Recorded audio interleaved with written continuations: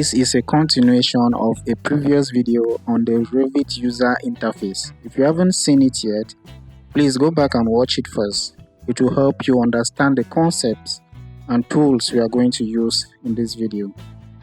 To master Revit, you need to get familiar with this user interface. This video will show you how to overcome some of the common problems that every Revit beginner faces and how to fix them. Number 1. The ribbon. To restore the default Revit ribbon style, you can click on this button here. This will show you the original layout of the tools and command.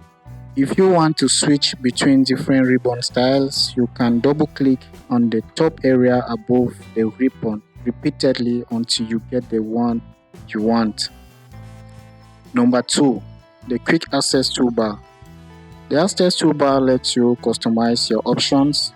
To do that, you need to click on the small arrow icon. This will show you a list of items that you can add or remove from the toolbar. Just click on the item name to toggle it on or off. Number 3. The View tab. When you have many tabs open in your browser, some of them may not be visible on the screen. To access those hidden tabs, you can use this small arrow button and choose a tab you want from the list. Number 4. The project browser and the property palette. If you want, you can detach the project browser and the property palette from the Revit window and place them anywhere you like.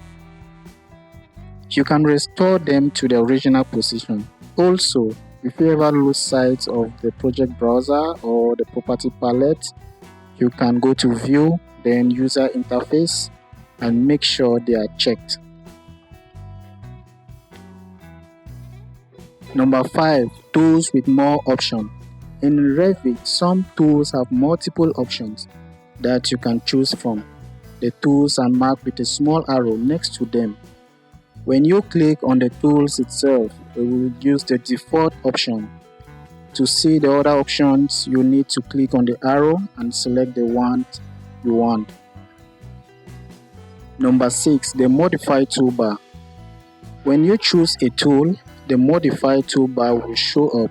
Remember, if you switch back to the Architecture tab and pick the Wall tool again, the Modify toolbar will not appear again because it is already open.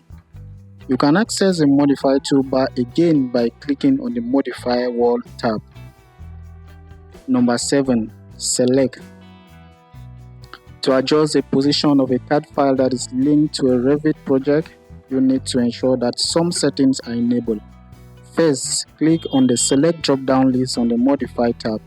Then, check the boxes for Select Links, select Pin Elements, and drag elements on selection. This will allow you to move the CAD files around as needed. I appreciate your attention and interest in this video. If you want to ask me anything about the content or share your feedback, please write a comment below. Also, don't forget to subscribe to this channel.